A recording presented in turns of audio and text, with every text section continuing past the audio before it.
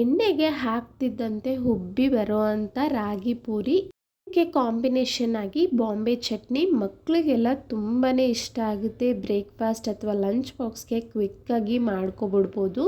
ಯಾರೆಲ್ಲ ನಮ್ಮ ಚಾನಲ್ಗೆ ಸಬ್ಸ್ಕ್ರೈಬ್ ಆಗಿಲ್ಲ ಪ್ಲೀಸ್ ಸಬ್ಸ್ಕ್ರೈಬ್ ಮಾಡಿ. ಈಗ ತಡ ಮಾಡದೆ ಶುರು ಮಾಡೋಣ ಹೇಗೆ ಮಾಡೋದು ಅಂತ. ಮೊದಲಿಗೆ ಇಲ್ಲಿ 1 ಕಪ್ ಆಗುವಷ್ಟು ರಾಗಿ ಹಿಟ್ಟನ್ನು ತಗೊಳ್ತಾ ಇದ್ದೀನಿ. ಅದೇ ಕಪ್ಪಿನ ಅಳತೆಯಲ್ಲಿ 1 ಕಪ್ ಆಗುವಷ್ಟು ಗೋಧಿ ಹಿಟ್ಟು ತಗೊಂಡಿದ್ದೀನಿ. ನೀವು ಮೈದಾ ಬೇಕಾದರೂ ತಗೋಬೋದು. ನಂತರ ರುಚಿಗೆ ತಕ್ಕಷ್ಟು ಉಪ್ಪನ್ನು ಹಾಕ್ಕೊಂಡು ರಾಗಿ ಹಿಟ್ಟು ಗೋಧಿ ಹಿಟ್ಟು ಎಲ್ಲ ಚೆನ್ನಾಗಿ ಮಿಕ್ಸ್ ಆಗಬೇಕು. ಆ ರೀತಿ ಎಲ್ಲವೂ ಮಿಕ್ಸ್ ಮಾಡಿಕೊಂಡು 1 ಕಪ್ ಆಗುವಷ್ಟು ನೀರನ್ನ ತಗೊಂಡಿದ್ದೀನಿ. ಇಲ್ಲಿ ಸ್ವಲ್ಪನೇ ಹಾಕ್ಕೊಳ್ತಾ ಹಿಟ್ಟನ್ನು ರೆಡಿ ಮಾಡ್ಕೊಳ್ಳೋಣ. ಒಂದೇ ಸಲ ನೀರು ಹಾಕೋಕ್ಕೆ ಹೋಗಬೇಡಿ.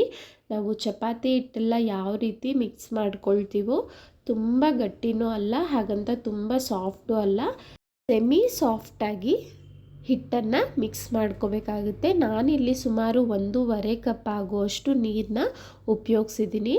ನೋಡಿ, ನಾರ್ಮಲಾಗಿ ಚಪಾತಿ ಹಿಟ್ಟೆಲ್ಲ ಮಿಕ್ಸ್ ಮಾಡ್ಕೊಳ್ತೀವಿ ಅಲ್ವಾ, ಅದಕ್ಕಿಂತ ಒಂಚೂರು ಗಟ್ಟಿ ಇರಬೇಕು ಅಷ್ಟೇ. ಈಗ ಇದನ್ನು ಒಂದು 15ರಿಂದ 20 ನಿಮಿಷ ಪಕ್ಕಕ್ಕಿಡೋಣ. ಅಷ್ಟರಲ್ಲಿ ಬಾಂಬೆ ಚಟ್ನಿ ರೆಡಿ ಮಾಡ್ಕೊಬಿಡ್ಬೋದು.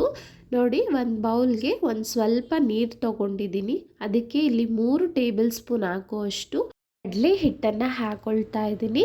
ಕಡಲೆ ಹಿಟ್ಟು ಹಾಕ್ಕೊಂಡು ಯಾವುದೇ ರೀತಿ ಗಂಟು ಇಲ್ಲದೆ ಇರೋ ರೀತಿ ಎಲ್ಲವನ್ನು ಚೆನ್ನಾಗಿ ಮಿಕ್ಸ್ ಮಾಡ್ಕೊಳ್ಳೋಣ. ನೋಡ್ತಿರ್ಬೋದು, ಈ ರೀತಿ ಮಾಡಿ ಪಕ್ಕಕ್ಕಿಡಿ. ನಂತರ ಪ್ಯಾನ್ ಇಟ್ಟು ಒಂದು 4 ಟೇಬಲ್ ಸ್ಪೂನ್ ಆಗುವಷ್ಟು ಎಣ್ಣೆಗೆ 1 ಟೀ ಸ್ಪೂನ್ ಆಗುವಷ್ಟು ಸಾಸಿವೆ, ಒಂಚೂರು ಜೀರಿಗೆ ಹಾಕಿ ಸಾಸಿವೆ ಎಲ್ಲ ಒಂಚೂರು ಸಿಡಿಬೇಕು. ಅನಂತರ 1 ಟೀ ಸ್ಪೂನ್ ಆಗುವಷ್ಟು ಕಡಲೆಬೇಳೆನ ಹಾಕ್ಕೊಳ್ತಾ ಇದ್ದೀನಿ. ನೀವು ಬೇಕಾದರೆ ಉದ್ದಿನಬೇಳೆ ಸಹ ಹಾಕ್ಕೊಳ್ಬೋದು. ಸ್ಲೈಟಾಗಿ ಫ್ರೈ ಮಾಡಿ ಒಂಚೂರು ಒಂದು 30 ಸೆಕೆಂಡ್ ಫ್ರೈ ಮಾಡಾದಮೇಲೆ ಒಂದು ಮೀಡಿಯಮ್ ಸೈಜ್ ಈರುಳ್ಳಿನ ಕಟ್ ಮಾಡಿ ಹಾಕ್ಕೊಳ್ತಾ ಇದ್ದೀನಿ. ಕಂಪ್ಲೀಟಾಗಿ ಒಂಚೂರು 1-2 ನಿಮಿಷ ಫ್ರೈ ಮಾಡಿದ್ರೆ ನಿಮಗೆ ಟ್ರಾನ್ಸ್ಪರೆಂಟ್ ಆಗ್ತಾ ಬರುತ್ತೆ. ಅಲ್ಲಿ ತನಕ ಫ್ರೈ ಮಾಡ್ಕೋಬೇಕು.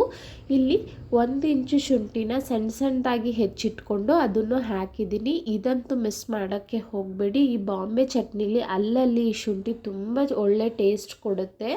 ಅನಂತರ ಖಾರಕ್ಕೆ ತಕ್ಕಂತೆ ಒಂದು ಸ್ವಲ್ಪ ಹಸಿಮೆಣಸಿನ್ಕಾಯಿ, ಒಣಮೆಣಸಿನ್ಕಾಯಿ ಎರಡೂ ಹಾಕ್ಕೊಳ್ಳಿ. ನಾನಿಲ್ಲಿ ಒಂದು 6ರಿಂದ 7 ಹಾಕ್ಕೊಂಡಿದ್ದೀನಿ. ಒಂದು ಸ್ವಲ್ಪ ಹಸಿ ಕರಿಬೇವು ಎಲ್ಲವನ್ನೂ ಹಾಕಿ ಚೆನ್ನಾಗಿ ಫ್ರೈ ಮಾಡಿಕೊಂಡು ಆ ಖಾರ ಎಲ್ಲ ಬಿಟ್ಕೋಬೇಕು ಎಣ್ಣೆಯಲ್ಲಿ. ಅನಂತರ ರುಚಿಗೆ ತಕ್ಕಷ್ಟು ಉಪ್ಪು, ಒಂದು ಚಿಟಿಕೆ ಅರಿಶಿನ ಹಾಕಿ ಕೊನೆಯದಾಗಿ ಇಲ್ಲಿ ಟೊಮೆಟೊನ ಹಾಕ್ಕೊಳ್ತಾ ಇದ್ದೀನಿ. ಟೊಮೆಟೊ ಕಂಪ್ಲೀಟಾಗಿ ಸಾಫ್ಟ್ ಆಗಬೇಕು. ಮತ್ತು 1-2 ನಿಮಿಷ ನೀವು ಮೀಡಿಯಮ್ ಫ್ಲೇಮಲ್ಲೇ ಫ್ರೈ ಮಾಡ್ತಾ ಬಂದರೆ ಟೊಮೆಟೊ ಎಲ್ಲ ಕಂಪ್ಲೀಟ್ ಸಾಫ್ಟ್ ಆಗಿದೆ, ನೋಡ್ತಿರ್ಬೋದು ಅಲ್ಲ. ಈಗ ಆ ಕಡಲೆ ಹಿಟ್ಟು ಮಿಕ್ಸ್ಚರ್ನ ಹಾಕಬೇಕು. ಚೆನ್ನಾಗಿ ಒಂದ್ಸಲ ಮಿಕ್ಸ್ ಮಾಡಿಕೊಂಡು ನಂತರ ಹಾಕ್ಕೊಳ್ಳಿ. ಹಾಕಿದ ತಕ್ಷಣ ಬೇಗನೆ ಮಿಕ್ಸ್ ಮಾಡಬೇಕು, ಇಲ್ಲ ಗಂಟು ಕಟ್ಬಿಡುತ್ತೆ. ಎಲ್ಲವನ್ನು ಚೆನ್ನಾಗಿ ಮಿಕ್ಸ್ ಮಾಡಿಕೊಂಡು ಇದಕ್ಕೆ ಕನ್ಸಿಸ್ಟೆನ್ಸಿ ನೋಡಿಕೊಂಡು ಎಷ್ಟು ನೀರು ಬೇಕೋ ಅಷ್ಟು ನೀರನ್ನು ಹಾಕ್ಕೊಳ್ಳಿ. ನಾನಿಲ್ಲಿ 1-2 ಗ್ಲಾಸ್ ಆಗುವಷ್ಟು ನೀರನ್ನು ಹಾಕ್ಕೊಳ್ತಾ ಇದ್ದೀನಿ. ಚಟ್ನಿ ಬಂದು ಆಮೇಲೆ ಗಟ್ಟಿ ಬರುತ್ತೆ. ಸೊ ಕನ್ಸಿಸ್ಟೆನ್ಸಿ ನೋಡಿಕೊಂಡು ನಿಮಗೆ ಎಷ್ಟು ಬೇಕೋ ಅಷ್ಟು ನೀರನ್ನ ಹಾಕ್ಕೊಳ್ಳಿ. ನಾನಿಲ್ಲಿ 1-2 ಗ್ಲಾಸ್ ಹಾಕಿದ್ದೀನಿ.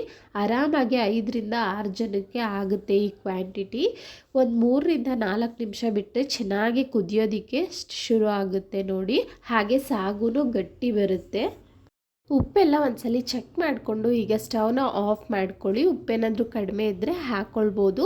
ಫ್ರೆಶ್ ಆಗಿರೋವಂಥ ಒಂದು ಸ್ವಲ್ಪ ಕೊತ್ತಂಬರಿ ಸೊಪ್ಪನ್ನು ಹಾಕಿ ಮಿಕ್ಸ್ ಮಾಡಿದ್ರೆ ಸಖತ್ ಟೇಸ್ಟಿಯಾಗಿರೋ ಅಂಥ ಬಾಂಬೆ ಚಟ್ನಿ ರೆಡಿ. ಮಕ್ಳಿಗಂತೂ ಈ ಟೇಸ್ಟ್ ತುಂಬ ಇಷ್ಟ ಆಗುತ್ತೆ. ಟೇಸ್ಟ್ ಮಾಡಿದ್ರೆ ಖಂಡಿತ ನೆಕ್ಸ್ಟ್ ಅಂತೂ ಇದನ್ನೇ ಕೇಳ್ತಾರೆ. ಈಗ ಕ್ವಿಕ್ಕಾಗಿ ಪೂರಿ ನೋಡೋಣ. ಒಂದು 15 ನಿಮಿಷ ಆಯಿತು. ಈಗ ಇದಕ್ಕೆ 1 ಟೇಬಲ್ ಸ್ಪೂನ್ ಆಗುವಷ್ಟು ಎಣ್ಣೆ ಹಾಕ್ಕೊಳ್ತಾ ಇದ್ದೀನಿ. ಎಣ್ಣೆ ಹಾಕ್ಬಿಟ್ಟು ಒಂಚೂರು 1-2ರಿಂದ 3 ನಿಮಿಷ ಚೆನ್ನಾಗಿ ನಾದ್ಕೊಳ್ಳೋಣ. ಈ ರೀತಿ ಮಾಡೋದ್ರಿಂದ ನಮಗೆ ಪೂರಿ ಉಬ್ಬಿ ಬರುತ್ತೆ. ರಾಗಿ ಹಿಟ್ಟು ಒಂದು ಸ್ವಲ್ಪ ಗಟ್ಟಿಯಾಗಿರುತ್ತೆ ಅಲ್ಲ, ಈ ರೀತಿ ಎಣ್ಣೆ ಹಾಕಿ ನಾದ್ಕೊಳ್ಳಿ, ಆಗ ಪರ್ಫೆಕ್ಟಾಗಿ ಪೂರಿ ಬರುತ್ತೆ. ನೋಡಿ, 1-2ರಿಂದ 3 ನಿಮಿಷ ಚೆನ್ನಾಗಿ ನಾದ್ಕೊಂಡಿದ್ದೀನಿ. ಈಗ ಪೂರಿಗೆ ಎಷ್ಟು ಬೇಕೋ ಅಷ್ಟು ಉಂಡೆನ ಮಾಡಿ ಇಟ್ಕೊಂಡ್ಬಿಟ್ರೆ ಈಸಿಯಾಗಿ ಬೇಗ ಮಾಡ್ಕೊಬಿಡ್ಬೋದು. ಈಗ ಪೂರಿನ ಯಾವ ಸೈಜಲ್ಲಿ ಬೇಕೋ ಆ ಸೈಜಲ್ಲಿ ತೀಡ್ಕೊಳ್ಳೋಣ. ಒಂದು ಸ್ವಲ್ಪ ಹಿಟ್ಟು ಹಾಕಿ ಒಂದು ಉಂಡೆ ತೆಗೆದು ನಾನು ತೀಡ್ತಾ ಇದ್ದೀನಿ. ಎಷ್ಟು ಈಸಿಯಾಗಿ ಬರುತ್ತೆ ನೋಡಿ, ಒಂದು ಸ್ವಲ್ಪನೂ ಅಂಟೋದಿಲ್ಲ. ಏನಾದರೂ ಅಂಟ್ತಿದೆ ಅಂದರೆ ಒಂದು ಸ್ವಲ್ಪ ಗೋಧಿ ಹಿಟ್ಟನ್ನು ಹೆಚ್ಚಿಗೆ ಸ್ಪ್ರಿಂಕಲ್ ಮಾಡಿಕೊಂಡು ಈ ರೀತಿ ರೆಡಿ ಮಾಡ್ಕೊಳ್ಳಿ. ನೀವು ನೋಡ್ತಿರ್ಬೋದು ಇಷ್ಟು ದಪ್ಪ ಇರಬೇಕು.